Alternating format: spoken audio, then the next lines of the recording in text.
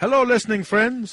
नमस्कार श्रोता मित्रों, We are delighted that you tuned in and knowing that this program is a blessing to you. हमें ये जानकर बहुत खुशी है कि आप इस कार्यक्रम में सम्मिलित हुए हैं और ये कार्यक्रम आपके लिए एक आशीष है। I want to thank all of you who have written to us. मैं आप सबका जिन्होंने हमें पत्र लिखे धन्यवाद करना चाहता हूँ। And I hope that more of you would write and let us know how this program is helping you. और मैं आशा करता हूँ कि आप में से और कई हमें लिखकर बताएंगे कि ये कार्यक्रम कैसे आपके लिए मददगार है। I want to begin by telling you a story that comes from a very ancient culture. मैं आपको एक बहुत ही प्राचीन संस्कृति की कहानी बताते हुए प्रारंभ करना चाहता हूँ। At a certain age, young males had to go alone into the wilderness.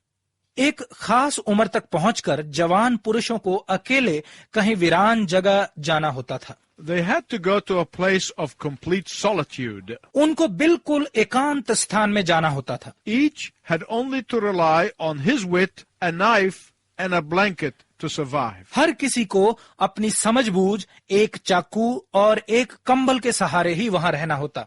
It was a rite of passage into manhood. ये पुरुषत्व में प्रवेश करने का एक संस्कार था। One such youth hiked into a beautiful valley. एक ऐसा ही नौजवान एक बहुत ही सुंदर घाटी में जाकर रहने लगा।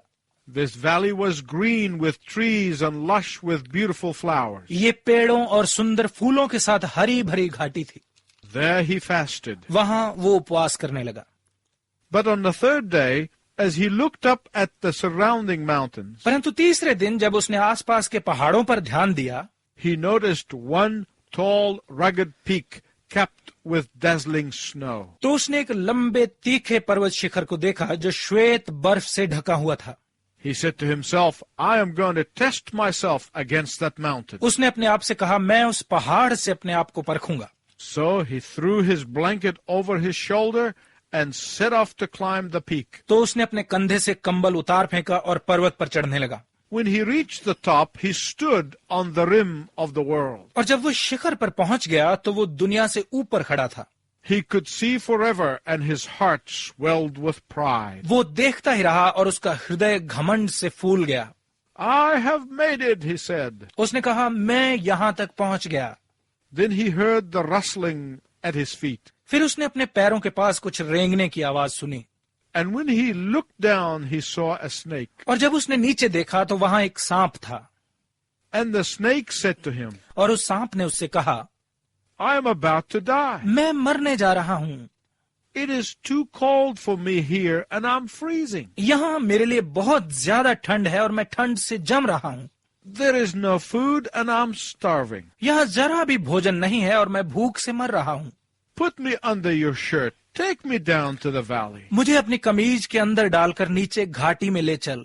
No, said the young man. उस नौजवान ने कहा, नहीं, I am forewarned about you. मुझे तेरे बारे में पहले से सावधान किया गया है। I know your kind. मैं तेरी नस्ल को जानता हूँ। You are poisonous. तू जहरीला है। If I pick you up, you will bite and your bite will kill me. यदि मैंने तुझे उठाया तो तू मुझे काट लेगा और तेरे काटने से मैं मर जाऊंगा। Not so, said the snake. सांप ने कहा, नहीं, ऐसा नहीं है। I will treat you differently. मैं तेरे साथ अलग व्यवहार करूंगा। If you do this for me, you will be special. I will not harm you. यदि तू मेरे लिए ये करेगा तो तू मेरे लिए खास होगा, मैं तुझे नुकसान नहीं पहुंचाऊंगा। After resisting for a while, कुछ देर तक इनकार करते रहने के बाद the youth found his snake to be very persuasive. नौजवान ने उस सांप को बहुत ही प्रेरक पाया। So he tucked the snake under his shirt and carried it down to the valley. तो उसने सांप को अपनी कमीज के अंदर डाला और नीचे घाटी में ले आया। Then he laid it gently on the grass. फिर उसने उसे धीरे से घास पर रख दिया। But suddenly the snake coiled and leaped, biting him on the leg. परंतु अचानक सांप झपट कर उसकी टांग के साथ लिपटा और उसे काट लिया। But you promised, cried the youth as he lay dying. परंतु तुमने तो वादा किया था, उस मरते हुए नौजवान ने कहा। But the snake said to him as it slithered away, परंतु उस सांप ने दूर रेंगते हुए उससे कहा, You knew what I was when you picked me up. तुझे तो पता था मैं क्या हूं जब तूने मुझे उठाया। My friends, Nehemiah's dealing with enemy is quite a contrast to this story of this young man. मेरे मित्रों, नहमिया का शत्रु से निपटने का तरीका इस नौजवान की कहानी से भिन्न है। Nehemiah's model of leadership makes us stop and take notice. नहम्याह के नेतृत्व का नमूना हमें रोककर हमारा ध्यान अपनी ओर खींचता है। Whether you are an important person or young or just starting your career, चाहे आप कोई बहुत महत्वपूर्ण व्यक्ति हैं या नौजवान या अभी अभी अपना कैरियर शुरू कर रहे हैं, Nehemiah's leadership is relevant to you. नहम्याह का नेतृत्व आपके लिए तर्कसंगत है। If you are a parent or a teacher, यदि आप माँ बाप या शिक्षक हैं, Nehemiah's leadership is relevant to you. नहम्याह का नेतृत्व आपके लिए है। And if any of you is joining this broadcast for the first time, और यदि आप में से कोई पहली बार हमारे साथ सम्मिलित हो रहा है, I want you to know that we are in the middle of a series of messages from the book of Nehemiah. तो मैं आपको बताना चाहता हूं कि हम नहम्याह की पुस्तक पर आधारित संदेश श्रृंखला के मध्य में हैं। But before we look at the 6th chapter of Nehemiah, I want to summarize the last few passages. परंतु इससे पहले कि हम नहम्याह 6 अध्याय पर गौर करें, मैं पिछले कुछ हिस्सों को सारांशित करना चाहता हूं। Nehemiah was comfortable as cupbearer to the king of Persia. नहम्याह फारस के राजा के प्याऊ के रूप में संतुष्ट था। He was a man who was born and grew up in exile. वो ऐसा व्यक्ति था जो निष्कासन में ही पैदा हुआ और बड़ा हुआ। God favored him and gave him the king's ear. परमेश्वर ने उसकी मदद की और राजा का मन उसकी ओर फेर दिया। And Nehemiah heard the call of God. और नहम्याह ने परमेश्वर की बुलाहट को सुना। He saw the need and he became part of the solution. उसने जरूरत को देखा और समाधान का हिस्सा बना। He relied on the power of God. उसने परमेश्वर की शक्ति पर भरोसा रखा। And Nehemiah said in effect, और उत्तर में नहम्याह ने कहा, God, if you equip me and send me, I will go to Jerusalem. परमेश्वर यदि तू मुझे तैयार करके भेजे तो मैं यरूशलेम को जाऊंगा। So with the king's blessings, he returned to Jerusalem and began to rebuild the wall of the city. तो राजा की आशीषों के साथ वो यरूशलेम आया और शहर की दीवार का पुनर्निर्माण किया। He relied on the direction of God. उसने परमेश्वर के निर्देशन पर भरोसा रखा। He said in effect, प्रत्युत्तर में उसने कहा, God, if your face goes before me, I will go and reflect your glory. परमेश्वर यदि तू मेरे आगे आगे चले तो मैं जाऊंगा और तेरी महिमा को प्रकट करूंगा। Thus Nehemiah returned and saw the awesome task ahead. तो नहम्याह आया और सामने उस बड़े कार्य को देखा। But he kept his eyes on God's vision. परंतु उसने अपनी दृष्टि परमेश्वर के दर्शन पर लगाए रखी। And he challenged the people saying, let's rise and build. और उसने ये कहकर लोगों को चुनौती दी, चलो उठकर बनाएं। During the building program, Nehemiah experienced all kinds of opposition. निर्माण कार्य के दौरान नहम्याह को हर प्रकार के विरोध का सामना करना पड़ा। Some of his enemies were subtle, some were not very subtle. उसके कुछ शत्रु चतुर थे और कुछ ज्यादा चतुर नहीं थे। Attacks were launched upon him in order to destroy the building effort. निर्माण की कोशिशों को नाकाम करने के लिए उस पर प्रहार किए गए। He faced ridicule, slander, intimidation, and manipulation. उसने निंदा, उपहास, छल और धमकियों का सामना किया। He faced lies, treachery, and fraud. उसने झूठ, विश्वासघात और धोखे का सामना किया। He faced a financial crisis of great proportion. उसने बड़े आर्थिक संकट का सामना किया। But by keeping his eyes focused on God, the building continued. परंतु अपनी आंखें परमेश्वर पर केंद्रित रखे हुए निर्माण कार्य जारी रहा। And here in chapter 6, we find the work almost finished. और यहाँ 6 अध्याय में हम कार्य को तकरीबन पूरा हुआ देखते हैं। However, his enemies were not finished. तो भी उसके शत्रु अभी संतुष्ट नहीं थे। His enemies finally decided that if they could not destroy the work, अंत में उसके शत्रुओं ने निर्णय किया कि यदि वो काम को बर्बाद नहीं कर पाए, they would endeavor to destroy the worker. तो वो कार्यकर्ता को बर्बाद करने का प्रयत्न करेंगे। Now, if you have a Bible, please turn to Nehemiah chapter 6, beginning at verse 1. अब यदि आपके पास बाइबल है तो कृपया इसे नहम्याह की पुस्तक 6 अध्याय की 1 पद पर खोलिए। Nehemiah 6:1. नहम्याह 6 अध्याय 1 पद।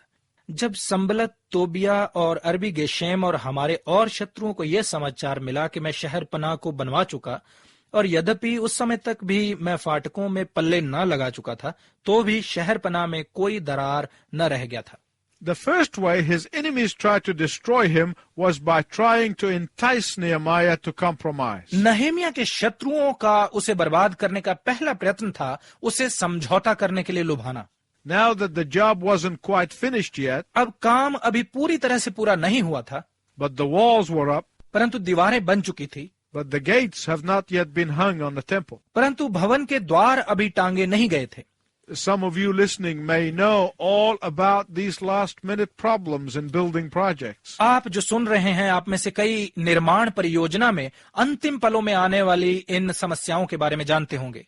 The project was still vulnerable if they could discredit the leader. परियोजना को अभी भी नाकाम किया जा सकता था यदि वो अगुए को बदनाम कर देते तो। Right at that point, Sanballat and Geshem sent Nehemiah a message. इसी समय संबलत और गशेम ने नहमिया को एक संदेश भेजा। They sent 4 messages to be exact. सही बताएं तो उन्होंने 4 संदेश भेजे। They said, let's get together. उन्होंने कहा चलो मिल बैठें, Let's negotiate. चलो विचार करते हैं, Let's discuss this. चलो इस पर बात करें। Come meet with us on the plains of Una. हमें ओनो के मैदान में मिल। Now the plains of Una, a beautiful valley, were located about 20 miles north of Jerusalem. अब ओनो के मैदान बहुत ही सुंदर घाटी हैं जो यरूशलेम से 20 मील उत्तर में है। Now this was very enticing for a man who had been working hard with bricks and stones and mortar. अब ये एक ऐसे व्यक्ति के लिए बहुत ही लुभावनी बात थी जो ईंट, गारे और पत्थरों के साथ इतने दिनों से काम कर रहा था। They kept at him. वो उसके पीछे लगे रहे। Listen, Nehemiah, we haven't seen eye to eye in the past, but let's get together and go away for a few days and talk. Nehemiah सुन, हम पहले कभी अच्छे से नहीं मिले हैं, परंतु चल कुछ दिनों के लिए कहीं चलकर बैठते हैं और बात करते हैं। Take a well-deserved vacation. कुछ देर के लिए छुट्टी ले ले। Soften your hardness. अपने आप को थोड़ा आराम दे। Una was about halfway between Jerusalem and Samaria. ओनो यरूशलेम और सामरिया के बीच में स्थित था। So they were saying to him, let's meet halfway. तो वो उससे कह रहे थे, चल आधे रास्ते में मिलते हैं। Come here and let's compromise. Come to Una. यहाँ आ और समझौता करते हैं, ओनो को आ। Nehemiah heard them say, come to Uno, and he said, oh no. Nehemiah ने उन्हें कहते सुना, ओनो को आ, और उसने कहा नहीं। My listening friends, I want to make this very clear. मेरे श्रोता मित्रों, मैं इसे बहुत ही स्पष्ट करना चाहता हूँ।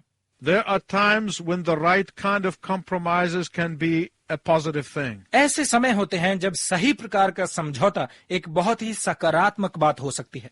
Compromise is necessary in all kinds of relationships. हर प्रकार के रिश्तों में समझौता आवश्यक है। Compromise can be necessary in business negotiations and in working out contracts. समझौता व्यावसायिक सौदों और करारों में आवश्यक हो सकता है। Compromise is something necessary between colleagues and friends. समझौता सहकर्मियों और मित्रों के बीच में एक आवश्यक बात है। There are many areas where compromise can be very helpful and important. कई ऐसे क्षेत्र हैं जहां समझौता बहुत ही सहायक और महत्वपूर्ण हो सकता है। Marriage is a relationship where compromise is often necessary and valuable. विवाह एक ऐसा रिश्ता है जहां समझौता अक्सर जरूरी और कीमती होता है। When the matter does not affect spiritual or biblical issues, compromise can be a positive thing. जब कोई मसला आत्मिक या बाइबल के सिद्धांतों को प्रभावित नहीं करता, तो समझौता एक सकारात्मक बात हो सकती है। When the matter does not affect moral or ethical issues, compromise can be a positive thing. जब मसला नैतिक मापदंडों को प्रभावित नहीं करता, तो समझौता एक सकारात्मक बात हो सकती है। But my listening friends, what I'm going to tell you is very important. परंतु मेरे श्रोता मित्रों, जो मैं आपको बताने जा रहा हूं वो बहुत ही महत्वपूर्ण है। When it comes to the truth of the scripture, जब वचन की सच्चाई की बात आती है, when it comes to biblical morality, जब बाइबल अनुसार नैतिकता की बात आती है, when it comes to spiritual conviction, जब आत्मिक दृढ़ता की बात आती है, there can be no compromise. तो वहां कोई समझौता नहीं किया जा सकता। The Apostle Paul was very aware of the temptation for believers to compromise. प्रेरित पौलुस विश्वासियों की समझौता करने की परीक्षा के बारे में अच्छी तरह से जानता था।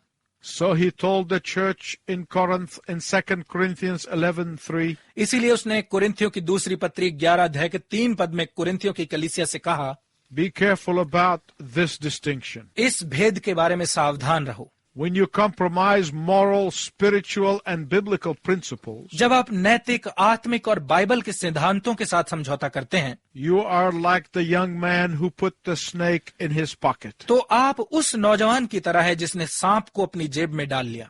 You are collaborating with the enemy. आप शत्रु के साथ भागीदारी कर रहे हैं। In Nehemiah's case, compromise would have been deadly. Nehemiah के मामले में समझौता बहुत ही घातक सिद्ध होता।